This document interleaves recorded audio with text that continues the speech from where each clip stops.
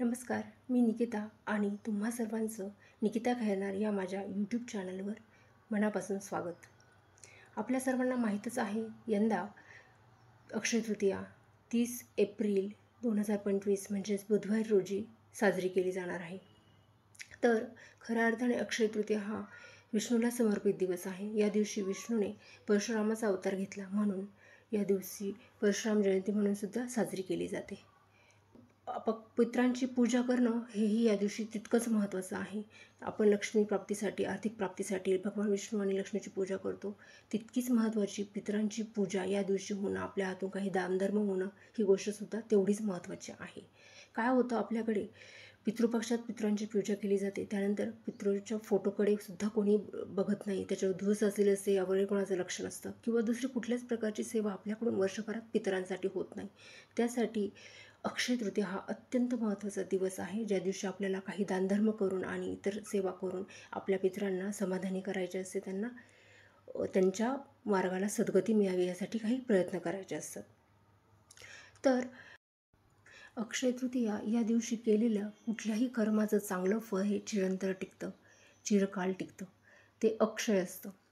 या दिवशी आपण पुण्याचं काम केलं तर आपल्याला चांगल्या कर्मात केल्याबद्दल पुण्य जे मिळेल ते आयुष्यभर चिरंतर टिकेल, आणि वाईट काम केलं तर त्याचंही वाईट फळ हे चिरंतर टिकेल. अक्षय तृतीया या दिवशी आपल्याला उदक कुंभ मांडून आपल्या परीने यथायोग्य दानधर्म करून आपल्या पितरांना सुखी समाधानी करायचे असते, त्यांना तृप्त करायचे असते. चला तर मग बघूया उदक कुंभाची मांडणी कशी करायची ते. सर्वप्रथम मी एका चौरंगावर पांढरे वस्त्र अंथरून घेतले आहे. कुठल्याही पूजेची सुरुवात ही दीप प्रज्वलनाने होते, म्हणून सर्वात आधी मी हा दिवा लावून घेतला आहे.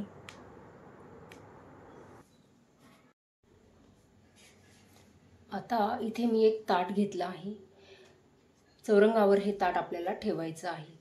तुम्ही इथे ताटाऐवजी पत्रावळी घेऊ शकता किंवा एखाद्या झाडाचं मोठं पान देखील घेऊ शकता. याचं कारण आहे की आपल्याला हा जो उदक कुंभ पूजायचा आहे तो आपल्याला दान करायचा असतो. उदक कुंभासोबत आपण ज्याही वस्तू घेतो, इथे जे धान्य घेतो ते त्याच्यासह सर्व दान करायचं असतं. त्यामुळे इथे स्टीलच्या ताटाऐवजी मी व्हिडिओ दाखवण्यापुरतं स्टीलचं ताट घेतलं आहे. तुम्ही पत्रवळी घेऊ शकता किंवा झाडाचं मोठं पान देखील घेऊ शकता. आता हे ताट मी असं ठेवलं, तुम्ही समजा इथे पत्रवळी ठेवली आहे, या पत्रवळीवर आपल्याला इथे गहू मांडायचे आहेत. या पद्धतीने मी इथे गहू मांडून घेत आहे.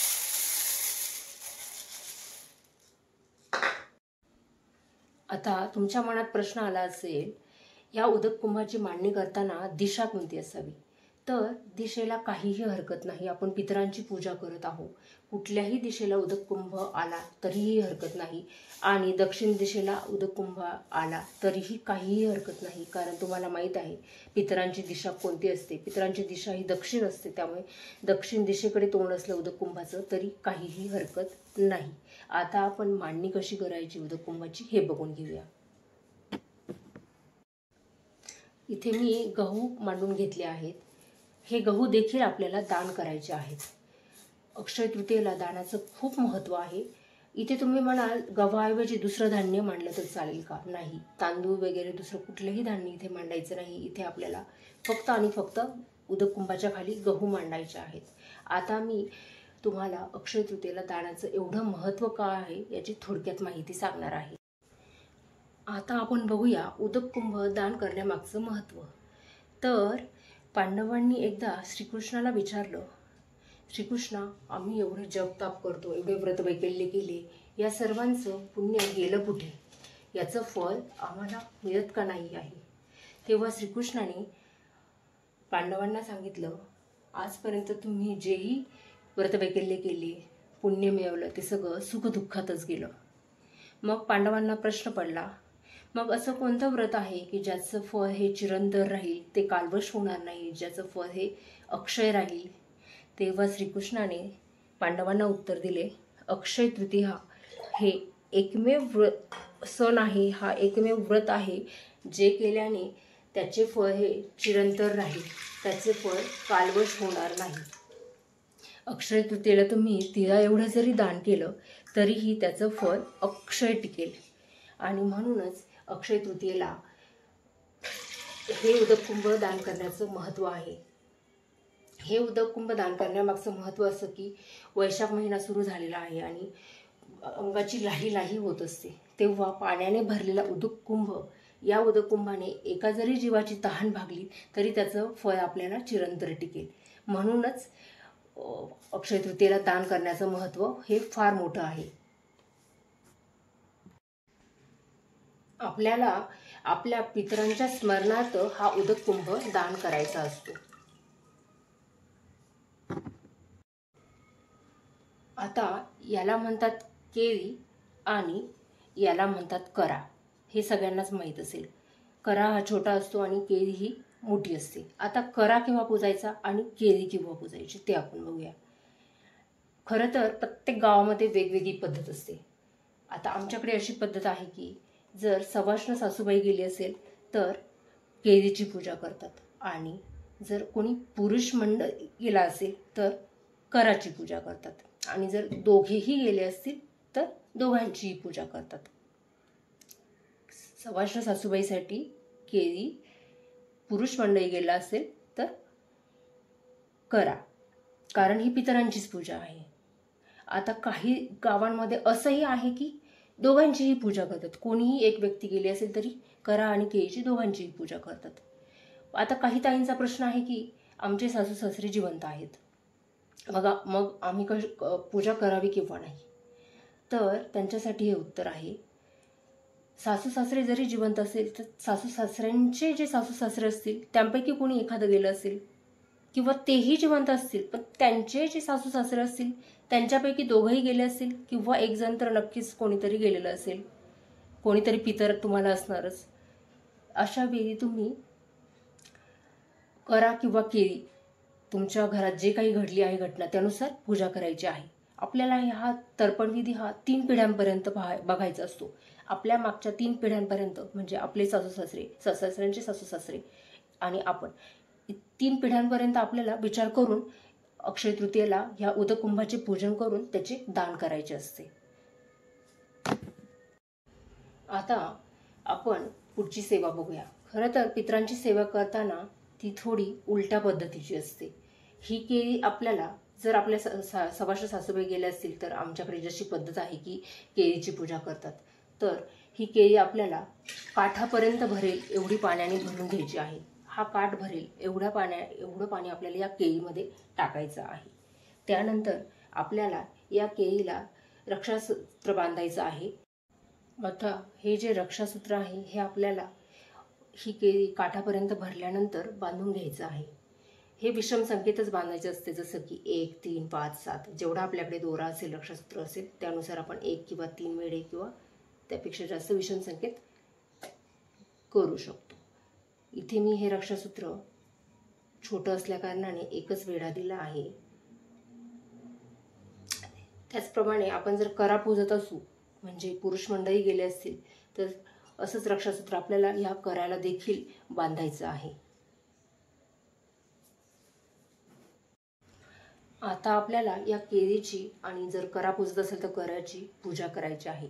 ही पूजा करताना काठोकाठ केळी भरल्यानंतर आपल्याला या केळीमध्ये हळदी कुंकू, अक्षदा वाहायच्या आहेत. त्यानंतर फूल देखील वाहायचं आहे. आणि ही पूजा चालू असताना आपल्याला मनोमन म्हणायचं आहे की ही जी काही मी पूजा करत आहे ती माझ्या पितरांच्या स्मरणार्थ करत आहे, पितरांच्या सेवेनिमित्त करत आहे, अशी मनोमन आपल्याला आपल्या पितरांसाठी प्रार्थना करायची असते. आता आपण बघूया की केळीला 5 दिशेंना 5 चंदन किंवा अष्टगंधाच्या रेषा कशा मारून घ्यायच्या. जनरली आपण जेव्हा कुठल्याही पूजा करतो किंवा घरात कलश मांडतो तेव्हा आपण खालून वरच्या दिशेने 5 रेषा मारतो, 5 दिशेंना 5 रेषा या प्रकारे मारतो.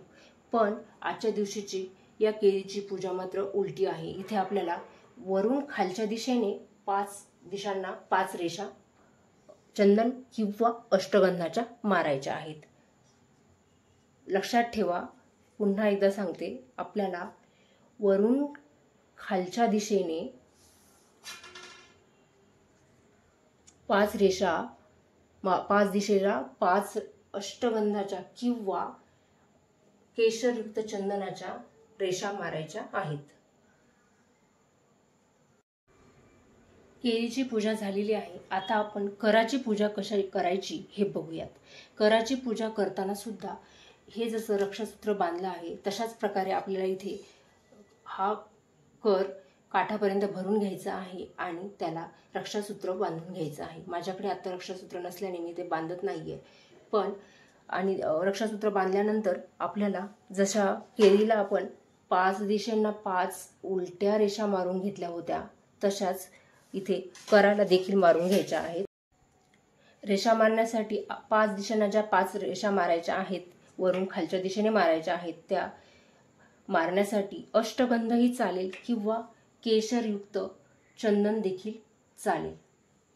अशा पद्धतीने मी 5 दिशांना 5 रेषा मारून घेत आहे. त्यानंतर हा करा आपल्याला वरती केळीमध्ये असा ठेवायचा आहे आणि तो देखील आपल्याला काठापर्यंत भरून घ्यायचा आहे.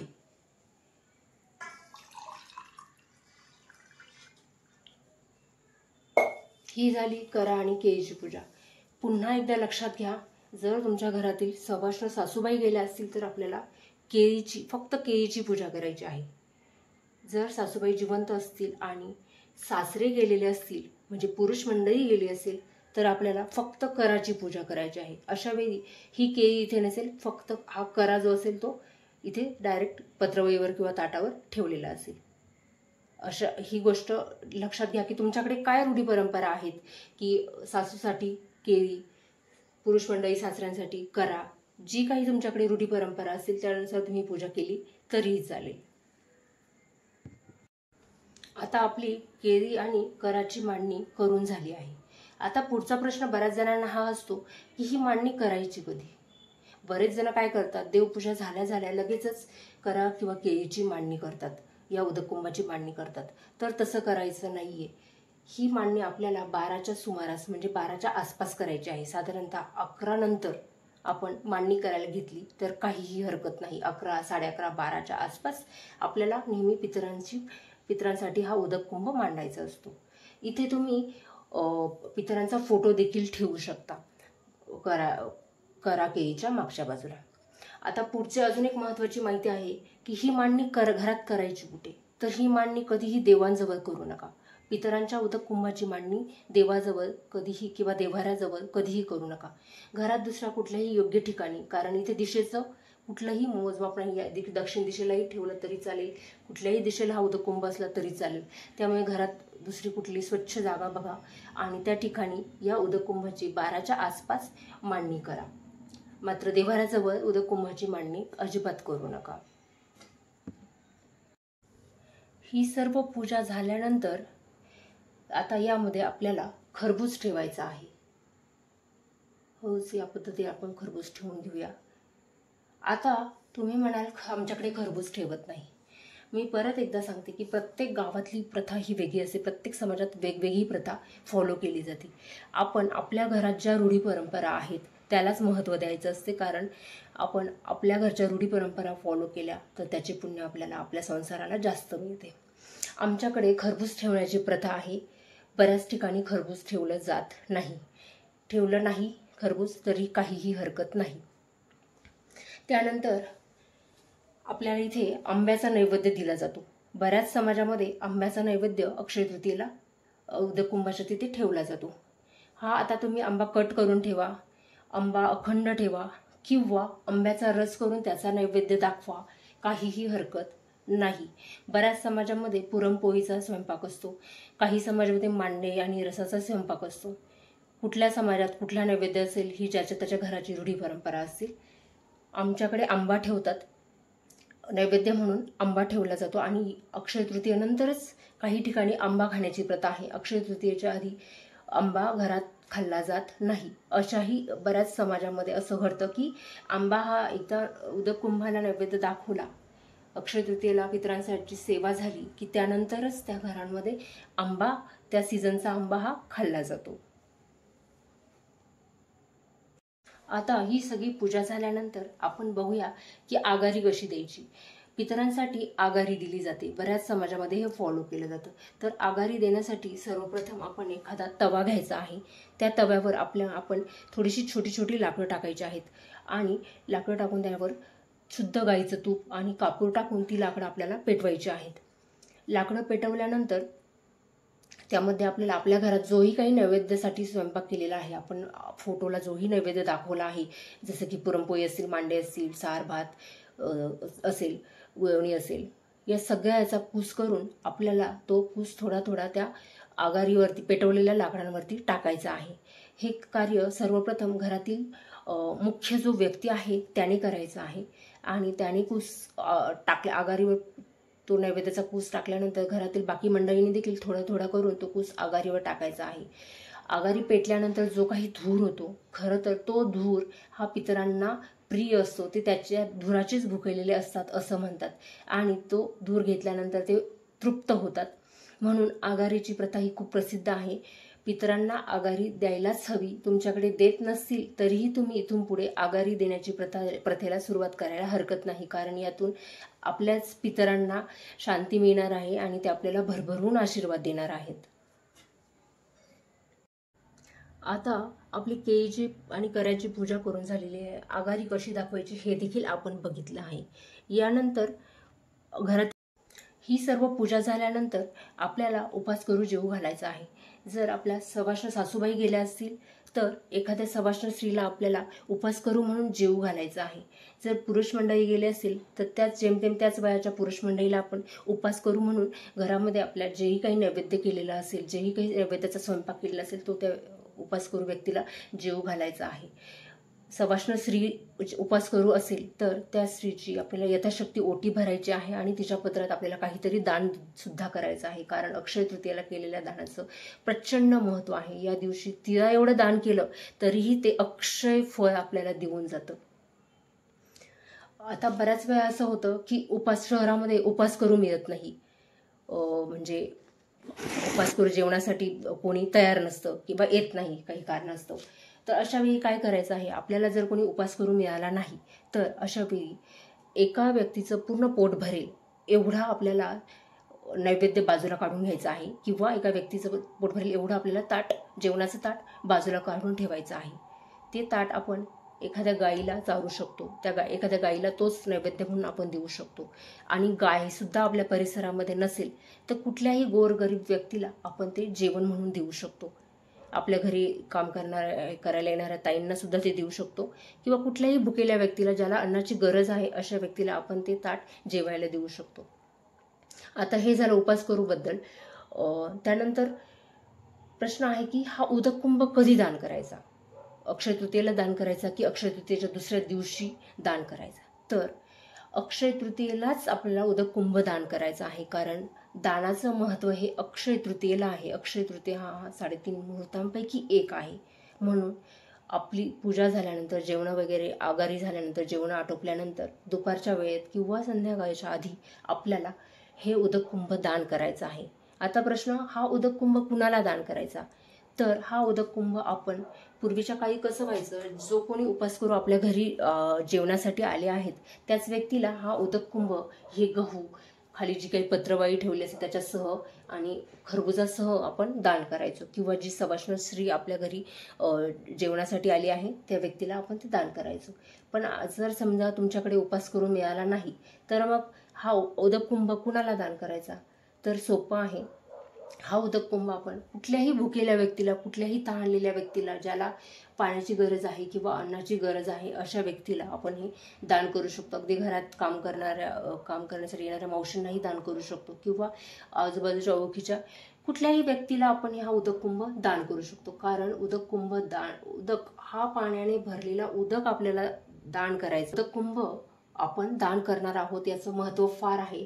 याच्यासोबतच आपल्याला अजून काही दान करायची इच्छा असेल यथाशक्ती तर ती आपण करू शकतो, कारण आज केलेल्या दानाचं अक्षय महत्त्व टिकणार आहे. अक्षय आपल्याला त्याचं फळ मिळणार आहे, ज्याचं जे फळ चिरंतर आहे, जे कालवश होणार नाहीये. म्हणून आजच्या दिवशी कृपया आपल्याला जेवढं शक्य आहे तेवढं यथाशक्ती दान करूया. गोरगरिबाला दान केलं तर ते अधिकच चांगलं आहे. अक्षय तृतीया हा सण आपल्याला खूप काही शिकवून जातो की प्रत्येकाचा शेवट हा ठरलेला आहे. त्यामुळे जोपर्यंत आहोत तोपर्यंत चांगली सेवा करा, चांगलं कर्म करा, इतरांप्रती आदरभाव स्नेहभाव ठेवा आणि चांगले कर्म केले तर त्याचं फळसुद्धा चांगलंच मिळेल. अक्षय तृतीयेच्या दिवशी यथाशक्ती दान करा, जेणेकरून त्याचं आपल्याला फळ आपल्या कुटुंबाला, आपल्या संसाराला, आपल्याला हे पुढे चिरंतन टिकून राहील आणि आपल्या आयुष्यात सुखशांती समाधान नांदेल. एवढं सांगून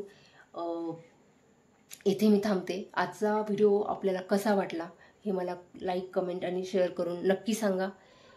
चॅनलवर नवीन असाल तर अशाच माहितीपूरक व्हिडिओंसाठी चॅनलला नक्की सबस्क्राईब करा. भेटूया पुन्हा अशाच एका माहितीपूरक व्हिडिओसह. धन्यवाद.